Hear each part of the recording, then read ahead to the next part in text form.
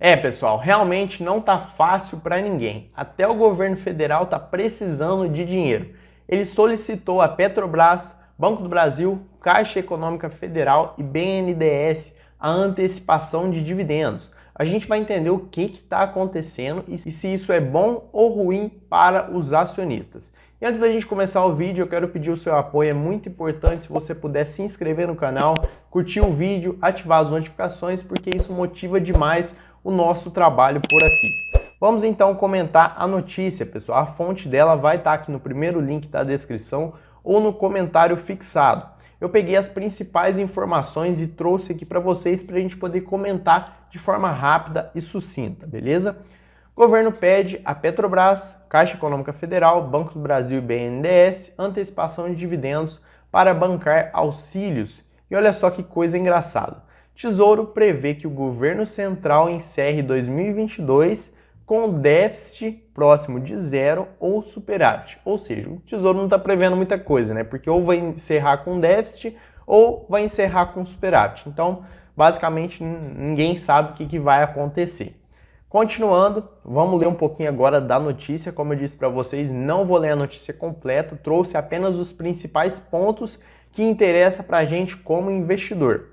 O governo solicitou às principais estatais federais, Petrobras, BNDES, Banco do Brasil e Caixa Econômica Federal, que antecipem parte dos dividendos que seriam pagos apenas no ano que vem, 2023, retirando receitas que seriam recebidas pelo próximo mandato.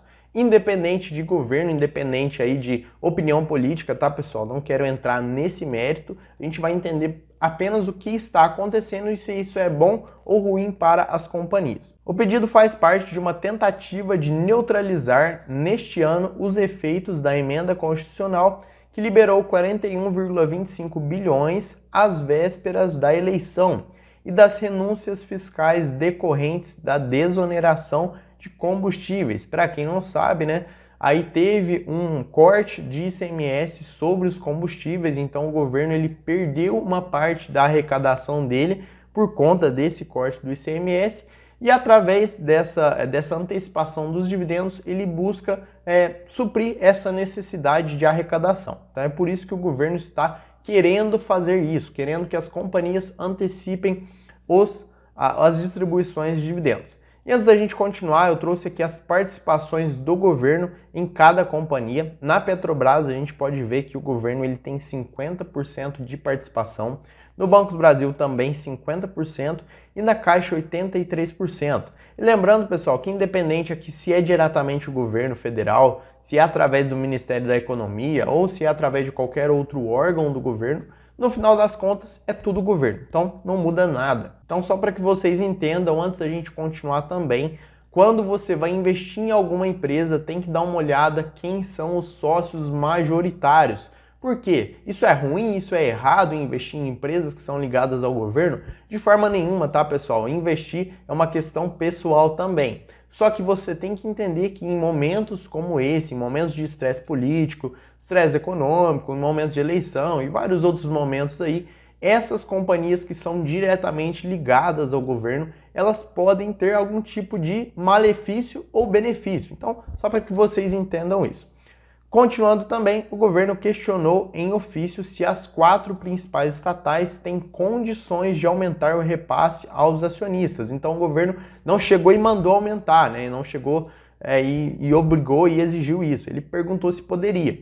Se aproximando de 60% do lucro no caso do BNDES, por exemplo, e mudar a periodicidade do pagamento de semestral para trimestral. Então ele perguntou se poderia ser feito isso. Estudem a possibilidade, respeitada a política de investimentos e respeitados os eventuais requerimentos de Basileia, no caso da Caixa Econômica Federal, né, porque é um banco, então tem que tomar cuidado com o índice de Basileia, o que eles podem eventualmente pagar de dividendos e se eles podem, nesse exercício, pagar trimestralmente e não semestralmente. Então assim, pessoal, tomar cuidado também, porque se isso for para frente, se isso for aprovado, vamos dizer assim, pode ser que nesse exercício essas companhias vão pagar de forma trimestral. E nos outros exercícios pode ser que volte. Então, às vezes, você vai olhar ali o histórico de pagamento dessas companhias e vai achar que elas pagam a cada 3 meses para sempre. E às vezes pode ser que isso volte a ser semestralmente no futuro, nos próximos exercícios. O secretário ponderou que a Petrobras já efetua pagamentos trimestrais. Recentemente a companhia ela mudou aí o seu perfil de pagamento para trimestral, mas que o ofício não foi personalizado para cada empresa. Então eles falaram isso de modo geral e no caso da Petrobras que já paga não tem problema. Segundo o secretário, o Banco do Brasil respondeu dizendo que não seria possível atender ao pedido. Então o Banco do Brasil já negou isso. Das 4, Caixa e BNDES são as únicas que pagam dividendos semestrais. Com isso, os pagamentos referentes ao resultado da segunda metade de 2022 são previstos apenas para o início de 2023. Então, o governo ele quer que antecipe esses pagamentos. Se passarem a depositar os recursos para o Tesouro trimestralmente, como propôs o governo. O resultado do terceiro trimestre já poderia entrar nas contas deste ano.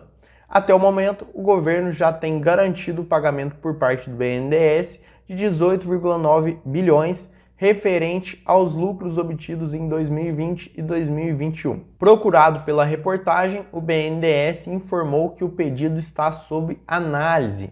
A Petrobras disse que já respondeu ao ofício e que as sugestões do governo já estavam em sua política de remuneração aos acionistas.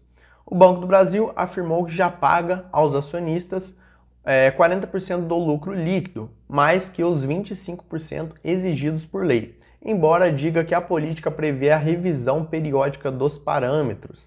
A Caixa não se pronunciou até o momento da publicação dessa notícia, tá, pessoal? Então, assim, a gente não sabe ainda o que vai acontecer de fato. Alguns números, né? Trouxe aqui algumas informações de cada companhia, só para a gente poder entender se isso é bom, se isso é ruim para os acionistas também. Dividend yield da Petrobras, pessoal, 37,61, um dos maiores dividend yields da Bolsa de Valores. E a Petrobras, diga-se de passagem, não só ela, obviamente, ela está sendo aí uma empresa muito eficiente aí na questão da distribuição dos lucros, na questão também das receitas que ela vem arrecadando. PL da companhia está muito baixo, isso pode indicar que a companhia está barata. Lembrando sempre que não é uma recomendação, tá, pessoal? Estou olhando aqui de forma rápida, de forma sucinta, não estou olhando a fundo os números da empresa, somente para a gente poder ser bastante direto nesse vídeo. Então, o PL está baixo, pode indicar que está barata. Em relação às dívidas, a companhia tem uma dívida bastante controlada, não é nada alarmante. Liquidez corrente da companhia acima de 1, muito bom. A companhia tem bastante liquidez. Em relação às margens também, setor bastante complicado muitas vezes para ter margens altas, mas apesar disso a companhia se mostra bastante eficiente. Rentabilidade também teve um retorno para o acionista aí de 34%, o ROI, então muito bom. Crescimento das receitas também muito bom aí nos últimos 5 anos. De modo geral, é uma empresa bacana para se considerar investir. Claro que existem vários outros pontos, como o governo metido nela, então vários outros fatores para você analisar antes de investir. Alguns números agora do Banco do Brasil, dividend yield normal, 8,63%. PL em 5, então a companhia não está cara, não está tão barata quanto a Petrobras, segundo esse indicador, mas não está cara também. Liquidez corrente muito boa, pessoal. O Banco do Brasil, diga-se de passagem, ele teve lucros recordes aí nos últimos meses, nos últimos trimestres, então é uma companhia muito eficiente também, muito boa e que acabou beneficiando bastante os acionistas dele. Em relação às margens, o banco tem margens interessantes, né? Apesar de ser um banco, poderia ter margens maiores. Teve um retorno para o acionista aí de 13,75%, também poderia ser um pouco maior. Crescimento aí nos lucros, né? Como eu disse para vocês, teve um recorde de lucros de 23,75%. O que eu posso dizer sobre o Banco do Brasil, pessoal? Ele muitas vezes não teve um retorno para o acionista tão grande até o momento, mas espera-se que futuramente isso aqui vai aumentar bastante. Então até agora não teve, mas provavelmente vai ter.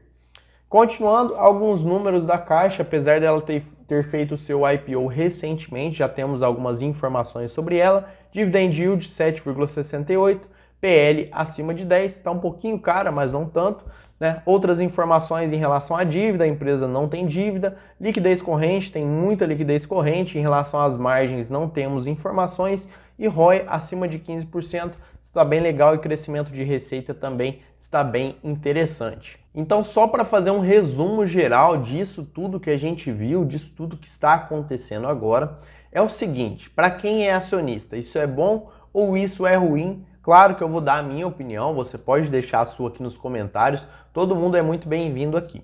Particularmente falando, eu acho que isso é bom para os acionistas, porque aumentar a periodicidade e antecipar os pagamentos de dividendos, isso é muito bom, isso é muito bacana, porque a gente sempre espera que o dinheiro ele venha até nós o mais rápido possível, porque tem a questão do dinheiro no tempo, então isso é bom. Mas, diga-se de passagem, o governo estar precisando de dinheiro é uma coisa ruim, é um ponto de atenção para a gente tomar cuidado também. Outros fatores, né, investir no exterior para a gente proteger o nosso patrimônio. Pessoal, então é isso. O que vocês acham disso tudo? Isso é bom, isso é ruim? Você que tem ações da Petrobras, Banco do Brasil, Caixa Econômica, comenta aqui para mim qual a sua opinião sobre tudo isso. Eu vou ficando por aqui, mas antes, não se esqueça que tem um relatório gratuito da nossa parceira Nord aqui no primeiro link da descrição, ou no segundo link também, sobre as maiores quedas da Bolsa. Não perca, é um relatório muito bom. Vou ficando por aqui, um abraço e até o próximo.